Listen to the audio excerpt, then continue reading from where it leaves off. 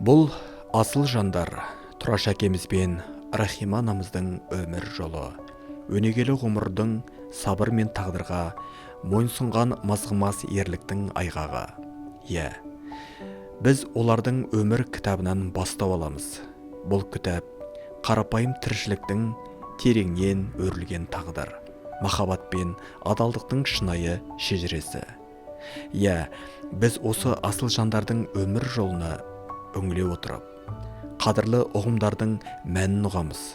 Махаббат, сабыр, еңбек, жанұя, адамгершілік — бұл шын мәнінде ұлы өмір шежіресі. Сахатов Рашид Қабдрашидұлы. Бұл метрге алғанда қателесіп жазылып кеткен есім. Азан шақырылып қойылған шын есімі Тұраш. Тұраш ағамыз 1951 жылдың 25 қыркүйегінде бұрынғы Октябрь ауданы Ленин ауылында, қазіргі Шалақын ауданында дүниеге келген. Әкесі Қабдрашид ауыл шаруашылығына адал қызмет еткен механизатор. Анасы Сағила шаңырақтың ұйытқысы, балалардың амандығын, үлкендердің жайын күйттеген жан еді. Ол кезде отбасының мойнында екі бірдей қарт, көзі көрмейтін әже мен дерт меңдеген ата бар болатын. Осындай ауыр жауапкершілікті арқалаған Сағила анамыз кең жүректі, төзімді, еңбекқор асыл жан болатын. Тұраш шаңырақтың тұңғышы, артынан ерген екі інісі, үш қарындасына қамқор бола білген ерте есейген бала. 4 жасында әкесі туған өлкесіне, Қаратал ауылына қоныс аударып, сол жерде балалық шағы жалғасады. Алайда 10 жасқа келген шағында тағдыр ауыр соққысын жасап, Асқар Тәуекесі жол апатынан қапыда қайтыс болады. Бұл отбасы үшін орны толмас қайғы еді. Қара жамылып, еңселері түскен шақта көп ұзамай ата-әжесі де дерттен көз жұмып, тағдыр сынағы үдей түсті. Сол сәттен бастап Сағила анамыз нағыз батыр анаға айналды. Әке орнына әке, ана орнына ана болып, өрімдей балаларын жетілдіру жолында талмай еңбек етті. Өгіз шегіп, өзеннен су тасып, комбайншылардың техникасына су апарып беріп, егін даласында ер азаматтармен қатар жұмыс істеді. Кейін фермада сауыншы болып, ұзақ жыл адал еңбек етті. Ол уақытта ауылда мектеп тек 5 сыныпқа дейін ғана білім беретін. Балалардың білімін ары қарай жалғастыру үшін шалғай ауылдарға барудан басқа амал жоқ еді. Сағила анамыз сол қиындықтарға мойымай, тұңғышы Тұрашты оқу үшін Қараталдан 15 шақырым жердегі Ленин ауылына жіберуді ұйғарды. Сол күннен бастап өрімдей бала білім жолына аттанып, Ленин ауылындағы мектеп-интернатқа қабылданды. Бастапқы жылдары интернатта тұрып оқыды. Кейіннен интернаттан шығарылған соң Тұраш күнделікті Қаратал мен Ленин ауылының арасын жаяу жүріп, білімге деген құштарлығын бір сәтте де суытпады. Бұл шыдам мен талаптың нағыз үлгісі болатын. Сабаққа қатынау оңай болмаса да, білім алуға деген ынтасы оны алға жетеледі. Сол сыныпта әр ауылдан келген оқушылар жиналып, жаңа достықтар, жаңа естеліктер пайда болды. Солардың ішінде бір ерекше жан, Рахима есімді, шашын қос бұрымдап өрген, жүзінен инабаттылық төгіліп тұратын әдепті қыз. Тұраштың жүрегінен орын алды. Бірін-бірі алғаш көрген бозбалалық шақтағы сол сәтте шынайы сезім мен таза махаббаттың бастамасы еді. Тұраш үшін бұрынғыдан да мәнді қызықты бола түсті. Рахимамен ортақ қызығушылықтары, әңгімелер, тіпті бір-біріне деген ұмтылыстары оқу мен өмірге деген ынталарын арттырды. Бұл балалық махаббаттың алғаш сәулесі ғана емес, болашақ өмір серігін жолықтырудың нәзік бастамасы еді. Көзді ашып жұмғанша уақыт сырғып өтті. Тұраш 9 сыныптың табалдырығын аттады. Бұл бозбалалық шақтан жігіттік кезеңге аяқ басар ауыспалы сәт еді. Сол жылдары Шиеп Садығұлы есімді ұлағатты ұстаздары болды. Парасатты, өмірлік тәжірибесі мол, әр сөзінен терең мағына аңғарылатын нағыз ұстаз. Бір күні кешігіп ентігіп келген Тұрашқа Шиеп ағайдың көңілі толмады. Ол кісі: «Оқуды қайтесің? Шешеңді сорлатпай үйге көмектеспейсің бе?» деп ауырлау тетін сөз айтып қалды. Бұл сөз Тұраштың жүрегіне оқ шағадалды. Намысты ту еткен ол ешкімге тіс жармастан келесі күні ақ сабақты тастап кете барды. Ерте сейіп, етек жеңін жиған Тұраш анасының бір жағынан шығысып, іні қарындастарына қамқор болуды жөн көрді. Фермаға барып малшы болып еңбек араласты. Сағил анамыз ұлын қайтадан оқуға қайтармақ болып, қанша жалынып үгіттеп бақса да, Тұраш алған бетінен қайтпады. Жас болса да үлкен кісілердей еңбекке жарап, үйдің тіршілігіне сүйеу болды. Ал бұл уақытта Рахима анамыз мектепті тамамдап, үлкен өмірге қадам басуға дайындалып жатқанды. 1969 жылы әкесі оны білім іздеп Қарағанды қаласына жіберді. Ол жақта жиен апасы бар еді. Соған арқа сүйер деген оймен қызын сеніп жолға аттандырды. Қарағанды мемлекеттік университетінің педагогика факультетінің тарих мамандығына оқуға түсіп, студенттік өмірін бастады. Қос бұрымын өріп жүрген Рахима сол баяғы ибалы, мейірімді қалпында қалды. Қала мен ауыл арасын бөліп тұрған қашықтық олардың сезімдеріне тосқауыл бола алмады. Бірін-бірі көре алмаса да, хат арқылы сыр шертісіп, шынайы махаббаттарының отын сөндірмей, жан дүниелеріндегі сағынышты сағымға айналдырмай, үкілеп сақтай білді. Бұл нағыз адалдық пен тұрақтылықтың символына айналған жастық махаббат еді. Ал Тұраш болса, сол жылдары Целиноград кооперативтік техникумда киномеханик мамандығы бойынша 1 жылдық курсты оқып, елге оралысымен жұмыс орналасады. Еңбек етіп жүрген кезінде оған әскери борышын өтеуге шақырту келіп, алыстағы Ресейдің Чита қаласындағы Забайкал әскери округіне аттанды. Онда әскери жүк колоннасының күзететін атқыштар ротасының взвод командирі қызметін атқарып, ерлік пен тәртіппен 2 жыл бойы отан алдындағы борышын абыроймен өтеп, аман-есен елге оралды. 1972 жылдары Сергеевка елді мекенде түрлі мамандықтар бойынша қысқа мерзімде курстар ұйымдастырылып, халықты еңбекке баулу іс белсенді жүріп жатқан түседі. Сол кездері Тұрашта шоферлік бойынша 4 айлық курсты тәмамдайды. Кеңістік жүйе тұсында совхоздарда ауыр жүк көліктеріне, әсіресе бензовоз, газ 53 сынды машиналарға жүргізушілерге деген сұраныс жоғарғы болатын. Осылайша Тұрашта бұрынғы Тереңсай қазіргі Ибрай совхозында көлік жүргізуші ретінде еңбекке араласып, ел игілігі үшін тынымсыз қызмет етеді. Ал бұл уақытта Рахима анамыз Қарағандыдағы оқуын қызыл дипломмен тәмамдап, 1974 жылы туған топырағына, туған еліне оралып, абыройлы ұстаздық жолын бастайды.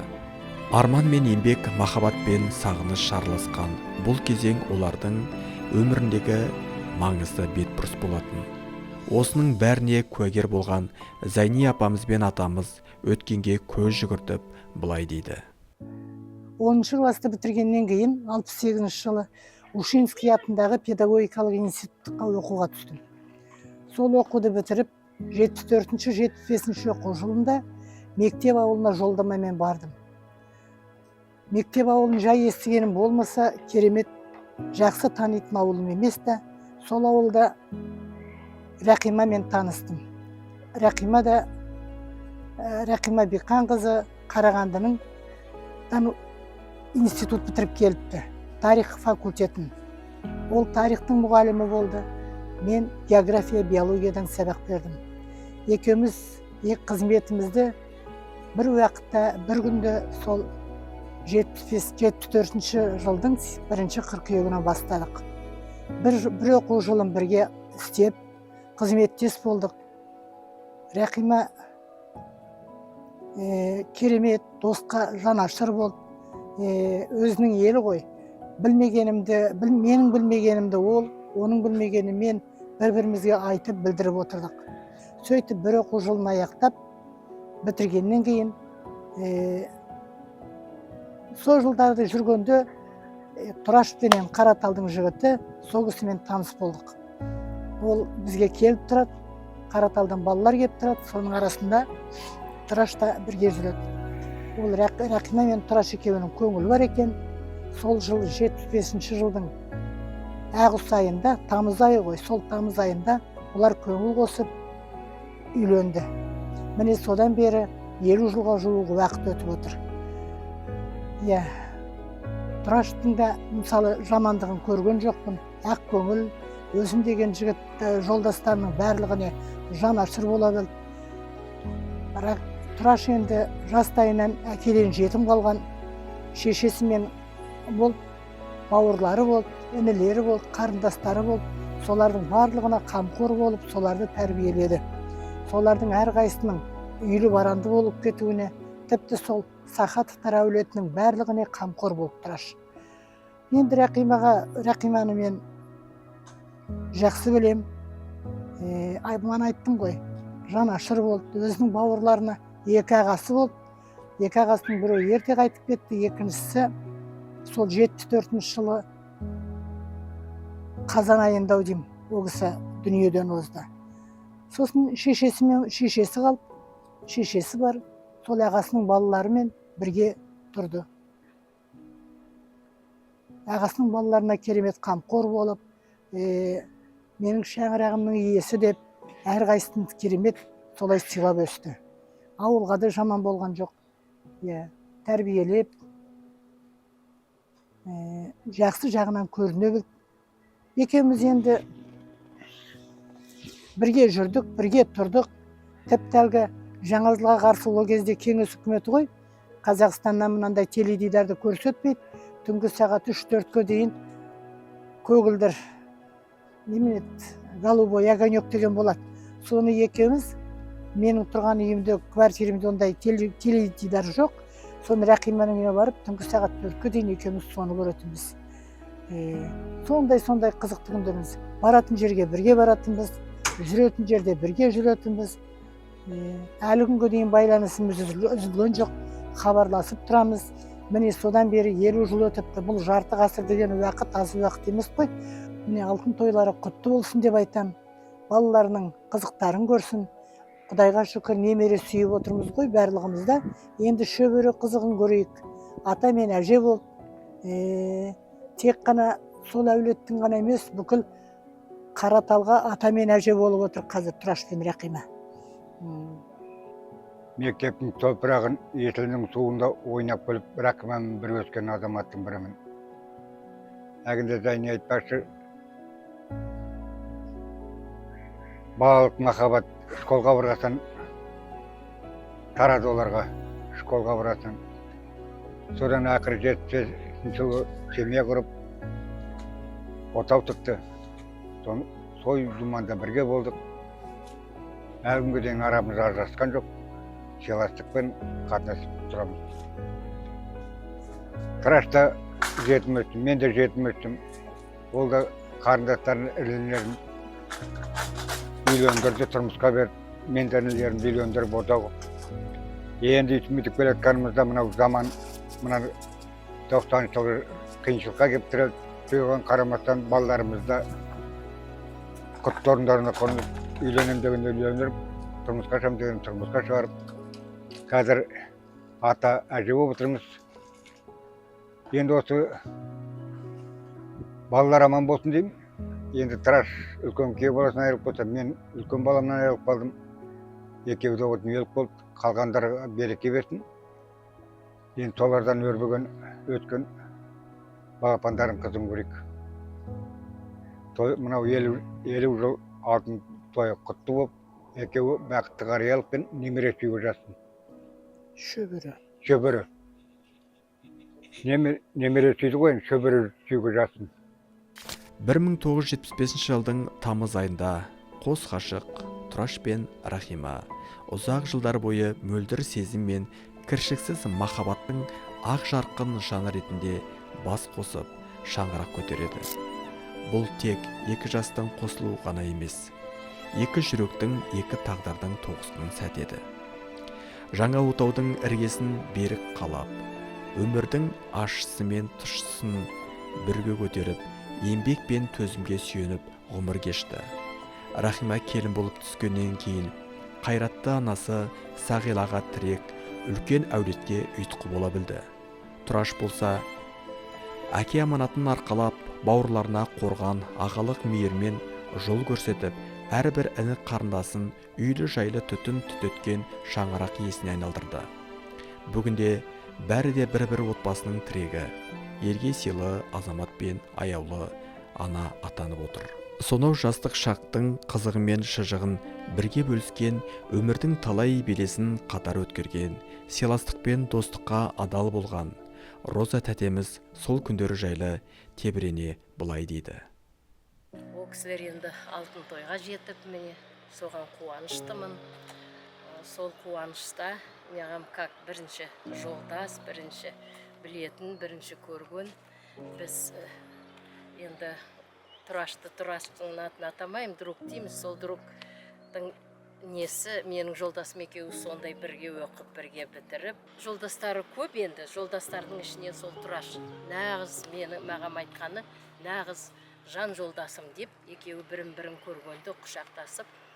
Біз енді қалада тұрамыз, ол кісілер Қараталда тұрады. Сол біздікіне қонаққа келгенде, екеуі спальныйда, екеуі бір кроватта жататын. Біз өзі залда, ол кісілер екеуі бірін құшақтап, сол біздің неде спальныйда жататын. Сондай жолдас болды міне. Енді сол менің жолдасым өмірден өтті 11 жыл. Семьямызбен сондай. Балаларымыздың тойында бәрінде бірге болып, ол кісілер туралы айта берсеңіздер, сондай ақкөңіл, жақсы семья, ардақты әке, ардақты ана, сондай міне аналарын 90-ға келтіріп міне шығарып салды, күтіп. Сондай махаббаттарды бұлардың. Біз бірінші үйлендік. Одан кейін елге келгенде, Ерекеңнің еліне келгенде, Рахима каникулға келеді. Тұраш екеуі, онда телефон жоқ қой. Білмеймін қайдан білетін. Тұраш, может, Ерекеңмен кездесе ме, или как, біз келеміз, бізден кейін Тұраш Қараталдан мектепке келіп қалады. Рахима онда каникулға келеді, Қарағандыда оқыды. Сосын папасы мен мамасына біз кіреміз, Ерекең екеміз, Рахиманы алып шығамыз. Содан кейін екеуі дружит, машинада отырып. Жүруге болмайды, онда ел ғой, енді мектебе. Екеуі отырып дружит етіп, енді содан кейін Рахима Тұраш кетеді, біз Рахиманы алып үйіне келіп шай ішіп, отырып, сөйтіп таң атқанға дейін отырып сөйтетіміз. Сондай күндер болды міне жас шағымызда. Сол енді 50 жыл болып қалыпты. Алтын тойлар дейді. Жеткен де бар, жетпеген де бар. Мен сондай қуаныштымын. Біз жетпесек те жолдастарымыз, жан жолдасымыз деп айтуға болады. Өйткені 50 жылдан артық білемін. Сол ризамын. Бүгін сондай қуанышты той болайын деп жатыр. Сол той заслужили, өмірлері ұзақ болсын деймін. Жақсылық алдарында болсын енді. Немере, шөбере сүйсін, апамның жолын берсін. Апам қандай кісі еді. Сол кісілердің несі ғой, енді 90-ға келдірді, 90-нан асты, наверное, апамыз. Сонда ол кісі қандай жақсы кісі. Сол кісілер күтіп, өздерінің қолдарымен әдемілеп шығарып салды міне. Ол да бір тәртіп. Жастарға не? Как же тәрбие солай. И балалар бәрі сол қуанышты болып енді. Сол тойды жақсылап өткізейік. Екеуі сондай есте қалатындай болып. Екеуінің есінде қалай они начали дружить. Бірін жақсы көрді. Бірін-бірінсіз тұра алмады. Солай қартайғанда солай бірін-бірінсіз тұра алмай, солай өмір сүрсін. Сонда есте қалатындай той болсын. Аман болайық, сау болайық. Енді қалған күнімізде сол балалардың амандығын тілеп, солардың төкі жақсылығын көрейік. Иә, Тұраш әкеміз бен Рахима анамыз Өмірдің талай сыннан бірге өтіп, бір шаңырақ астында татулық пен мейірімділікке негізделген әулеттің алтын діңгегі. Олар 3 бірдей перзентті дүниеге әкеліп, үлкен үмітпен өсіріп, тәрбиелеп, өз жолдарына бастады. Тұңғыштары Бақыт, ортаншысы Асыл, кенжесі Ренат. Әке мен ананың арманы қыздарының қияға қондырып, ұлдарын ұяға қондыру еді. Бұл арман бүгінде орындалып, балалары өз теңдерін тауып, түрлі салада ел игілігіне еңбек етіп жүр. Ұрпағының өсіп өнгеніне қуанып 6 жиен, 3 немеренің қызығын көріп отырған Асыл ата мен әже Бақыттың шын бейнесі. Бақыт қызы отбасының үлкені ретінде әрдайым жауапкершілікті алдыңғы қатарда ұстаған жан. Талғат екеуі 3 ұл, 1 қызды тәрбиелеп өсірді. Өкінішке қарай, тағдырдың ауыр сынағы ерте келіп, Талғат арамыздан ерте кетті. Бірақ артында өмір мәніне айналған ұрпағы мен сүйікті жары қалды. Ұлдары Бағдат пен Сағдат медицина саласын таңдап, ақ халат киіп, халыққа адал қызмет етіп жүр. Бағдат дәрігер, Сағдат тіс дәрігері.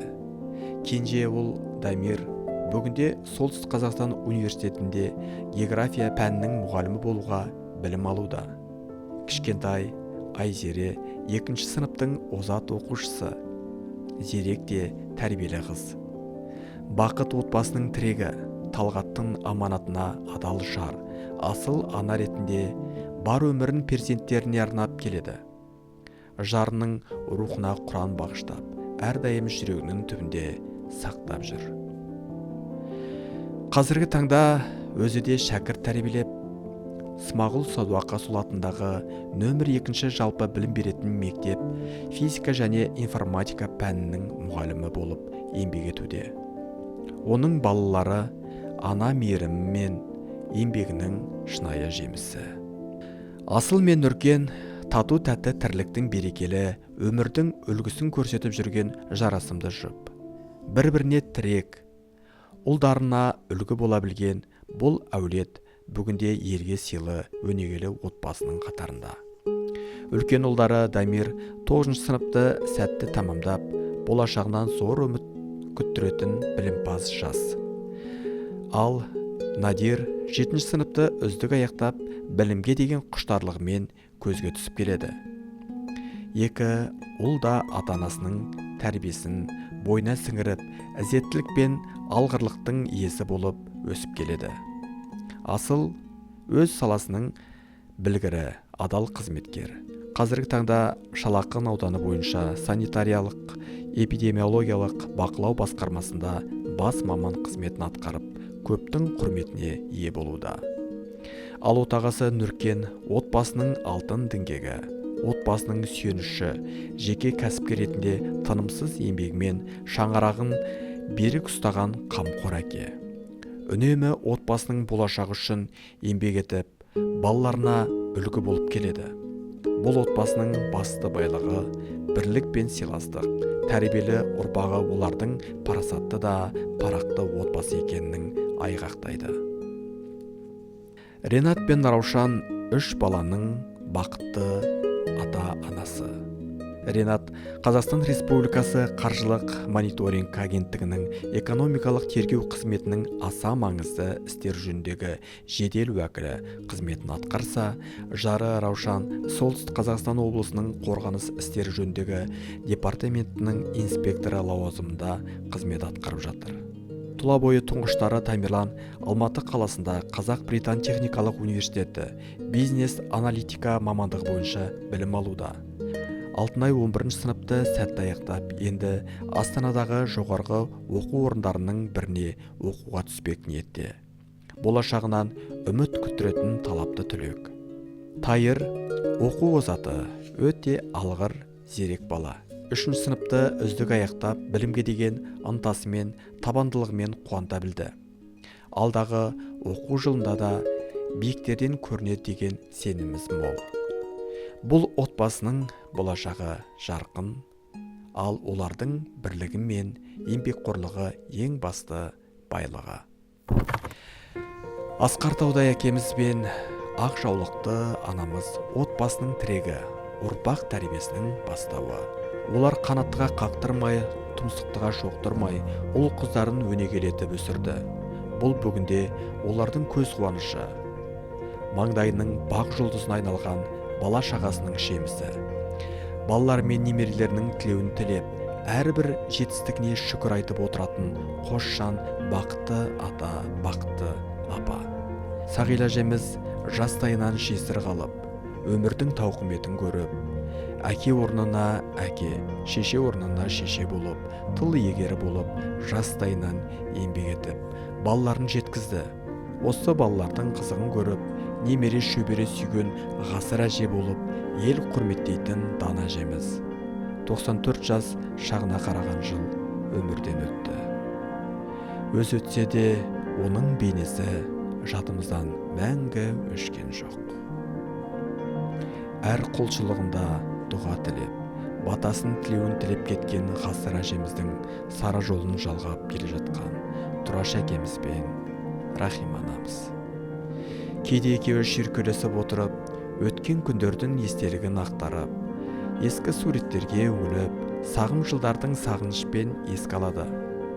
Олармен бірге өскен, балалықтың бал дәуренін қатар кешкен, досы, жаны сергек, жасы келсе де рухы биік, ел ағасы Базар ағада досына деген ақ жарма көңілі босап былай жеткізген еді.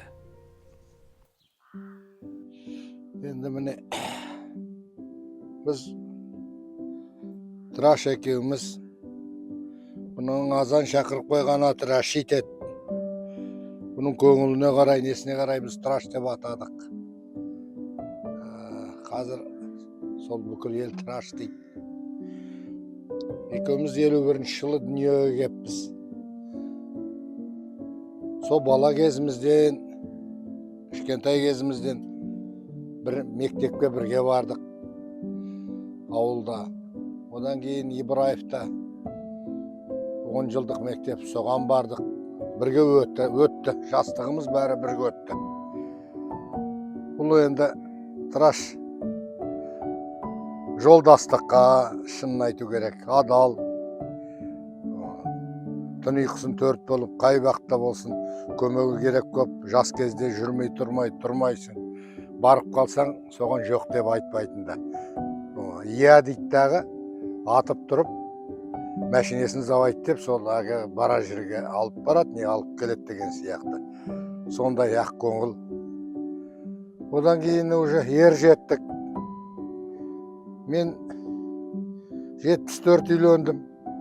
Бұл 75 үйленді. Арамыз 1 жыл.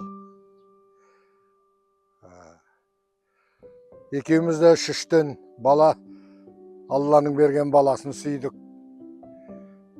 Сонымен бірге жүріп атырмыз. Одан кейін бұрынғы үйлеріміз ескі болды, шағын болды дегендей. Сосын барып үй салайық деп осы Тұраштың қыр соңынан қалмай қойдым. Мен о кезде совхозда істемейтім де. О кезде Сергеевкада істеп жүрдім. Бұл совхозда. Сол Тұрашты көндіріп, мен жерден міне мынадай үй салдық екеуміз.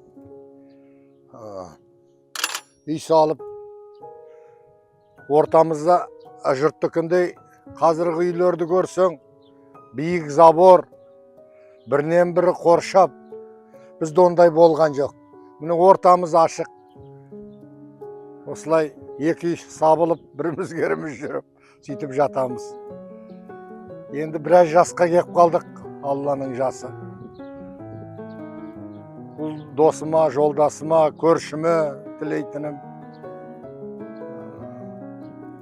Немере бар ғой, немере. Немереден шөбере сүйсін. Бар тілегім сол.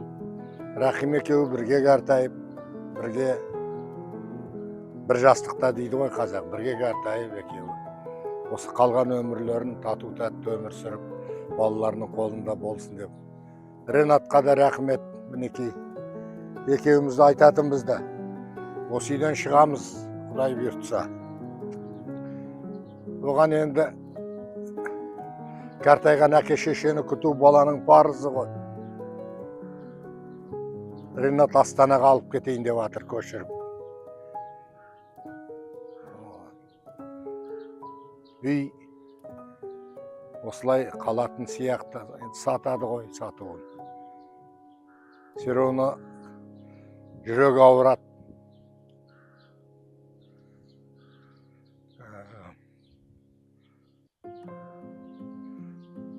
Сол 7 жастан бастап бірге жүрсек те міне қар 74-ке келдік екеумізде. Қаншама жас бірге болдық. Ыстығы да болды, суығы да болды жас кезімізде. Соның бәрін көтеріскен Құдайы көршім, жан жолдасым. Енді Астанаға Құдай бұйыртса жол жүрейін деп жатыр. Сонда тұрмақшы баласымен бірге. Жаңа айттым ғой сөзім басында. Бұның сондай мінезіне қарай бұны Тұраш деп атап кеттік деп. Сол енді өзі де елді қимайды шығар.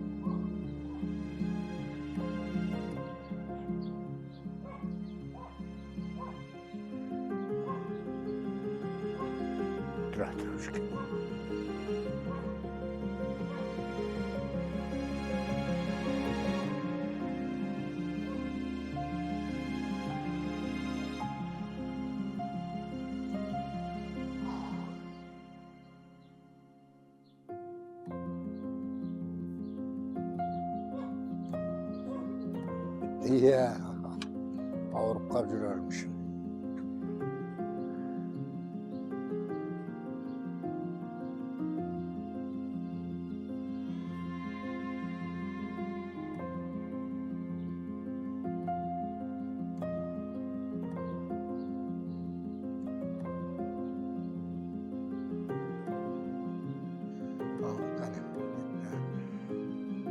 Өзі де елді қимайды шығар. Балалық өткен кезі, енді қартайғанда күтетін бала болса, ол оңды ғой. Екеуміз екі жақта тұрғанның бәрі Алланың қолында. Ақ жол тілеймін.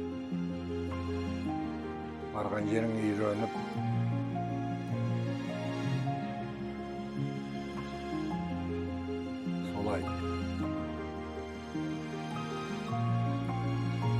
келіп тұрарсың елге. Рахима анамыз бір әке шешеден тараған төртеу еді. Өкінішке орай екі ағасы өмірден ерте өтті. Бүгінде қуанышта, қайғыда да бірге болып, жанына демеу болып жүрген, әрдайым жаннан табылатын арқа сүйер жан, аяулы әпкесі Галя тәтеміз. Сіңілісіне деген құрметі, махаббаты ерекше. Сірә жүрек түпкірінен шыққан сырлы лебізін ол бұлай деп жеткізді. Рахима мен үшін сіңілі ғана емес, сырласым, жан серігім. Біз бірге өстік, бір тағдырдың белесін бірге өткердік. Оның әрбір қуанышы мен үшін үлкен қуаныш. Әрбір ауыр сәтінде қасында болу менің бауырлық борышым. Мол мейірімді, ақ жүрек қайырымды жан. Жаратқан оның әрбір қадамына жарық берсін деп әңгімесін жалғастырған еді. Біз отбасымнан өткен жан емеспіз. Әке шешемнен 4 ағайындымыз. 2 ағам, сосы Рахима, 4-еуміз өмірге келгенбіз. 2 ағам өмірден өтіп кетті. Ерте өтіп кетті. Қалғаны екеуміз бір-бірімізге таяу болып, бір-бірімізді жетелеп, өсіп өндіп. Сонымен Рахима мектепті үздік оқу бітіріп, өз бетімен Қарағанды институтына барып, оқуға түсіп, онда 4 жыл оқып, тарих мамандығын алып, қызыл дипломмен елге оралды. Елде 1 жыл жұмыс істеп, әке шешемнің қолында. Осы Тұрашпен мектеп жасынан көңілді жарасқан еді. Сонымен отбасын құрып, үлгілі семья болып, балалы шағалы болып, 3 бала өсіріп, оларды оқытып, өндіріп, жетіріп, қазір бәрібір отбасын құрып отыр. Немерелері өсіп, немерелерінің қызығын көріп, алғашқы немерелері оқу бітіріп, міне қызмет істеп жатыр. Дәрігерлер саласында өте қуаныштымын. Осы 2 үйдің баласы, 1 үйдің баласындай өсіп өндік. Енді қалған уақытта Тұрашбай Рахима менің арқа сүйер, жаны ашыр екеуі ыстығыма күйіп, суығыма тоңып жатқан жайлары бар. Өте қуаныштым. Жарты ғасыр өмір сүріп, мінекей тату тәтті үлгілі семья болып отыр. Отан отбасынан дейді ғой, еліміздің тіршілігі жанұядан басталады дейді. Сондықтан Тұраш еліміздің таланты, қадірлі азаматы. Алла жүз жасасын. Алдағы уақытта міне 50 жылдық күміс алтын тойларын жасайын деп жатыр. Сол аман-сау өтіп, осылай достығымыз бәріміз жараса берсін. Тұрашқа ризамын. Тілейтінім сол дендеріне сау болып, алдағы уақытта осындай өмірлері жалғаса берсін. Енді қоныс аударғалы жатыр. Қоныстары құтты болып, барған жерінде аман-сау болып, балаларының қасында жақсы кәрілік болып жасай берсін. Немере өсіп жатыр ғой, енді шөбере көріп, неменеге жететін болсын. Зейнеткерлік еңбекпен өткен жылдардың сыйы тынығатын өмірдің ләззатын сезінетін кезең. Сол демалыс сәттерінде жан серігі қара шалмен қатар жүріп, табиғат аясында серуендеп, туған туыстың қуанышына бірге қатысып, өмірдің әр сәтін бірге өткеру, бұл да бір шынайы бақыттың белгісі. Ауыл көшелерін аралап жүріп, өзі 35 жылдан астам уақыт ардақты ұстаз ретінде қызмет еткен, ұлттық құндылықтар мен патриоттық тәрбиені шәкірттерінің бойына сіңіріп, көптеген жас маманға бағыт-бағдар берген Алтын Ұя мектебіне бас сұғу жүрекке ерекше сезім сыйлайды. Баяғы өз партасын білім берген сыныбын сыңғырлаған қоңырау үнін естіп, сол бір аяулы күндер елестеп, өткен шақ қайта жаңғырғандай әсер береді. 75 жылы алғаш осы мектепке келіп, тарих пен қазақ тілі пәнінің мұғалімі ретінде орналастым. Кейіннен бірыңғай тарих пәніне көштім. Одан кейін 2 жылдан кейін оқу ағарту ісінің меңгерушісі болып, зейнеткерлікке шыққанға дейін осы қызметімді атқарып, жақсылығын да, қиындығын да көріп, қаншама ұстаздарды тәрбиелеп, жас ұстаздарды тәрбиелеп, еңбегім сіңді деп ойлаймын. Қазірдің өзінде көргенде ұстаздар қадірлеп жатады, еңбегімді бағалап жатады. Соған ризамын. Қазір осы зейнеткерлік жасымды кейде есіме алып отырам. Осы мектептен қаншама тәрбие беріп балаларға, бүгінде солардың есіне қалып, өзімді үнемі ескеріп отырғандарына мың алғысымды айтамын. Бұл да өмірдің бір тәтті ләззат шығар дейді Кемел ұстаз.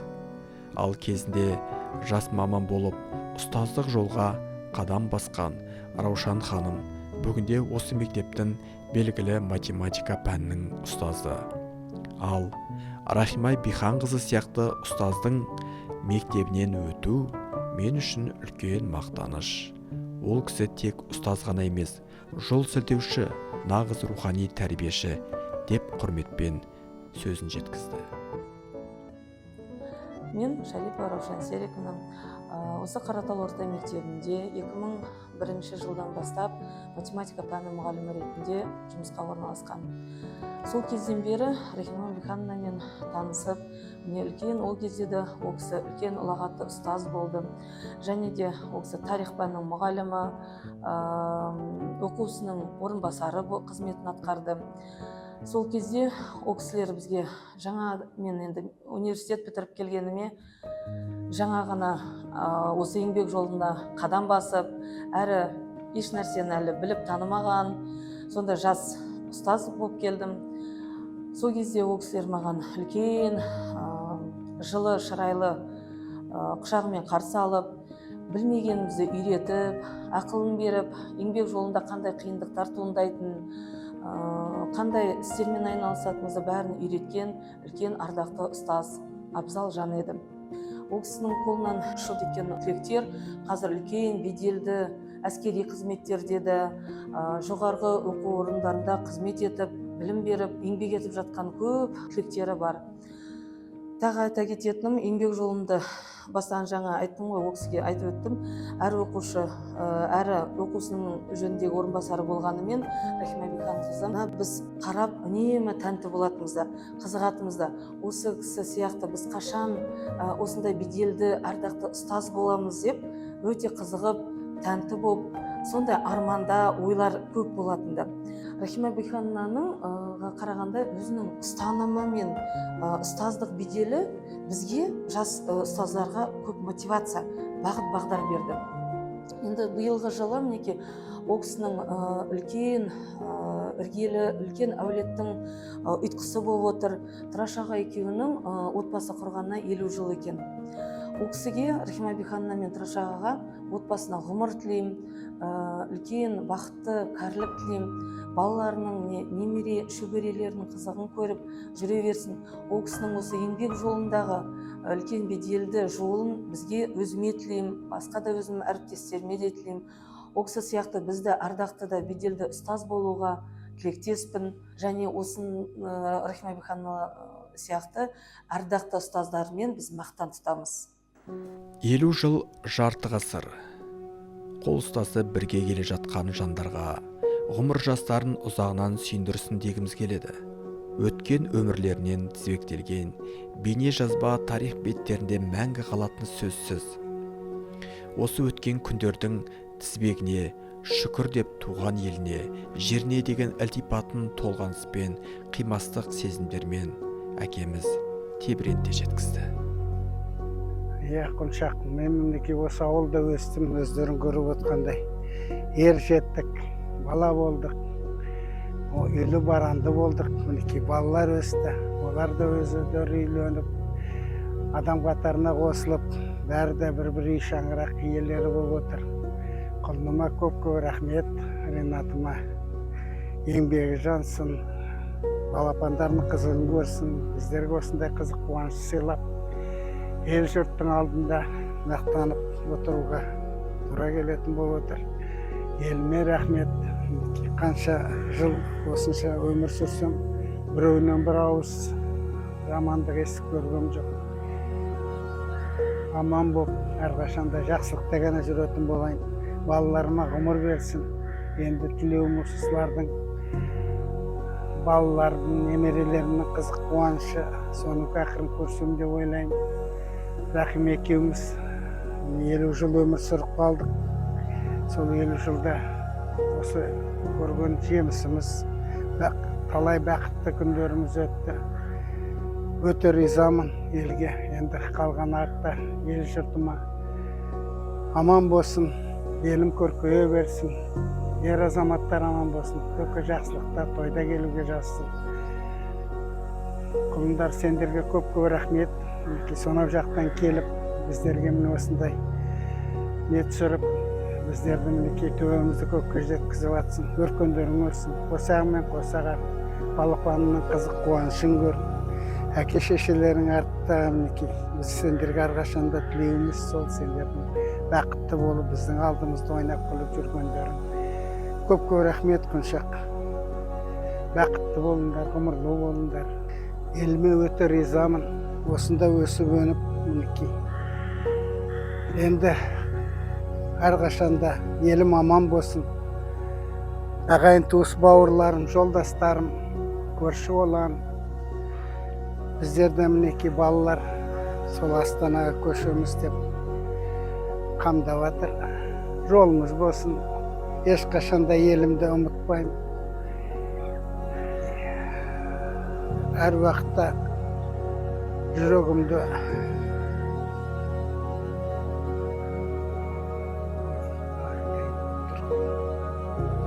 көңіл босайды. Елдегі азаматтар, азаматшалар бәрі аман болсын. Бәріне де бақыт, ғұмыр тілеймін.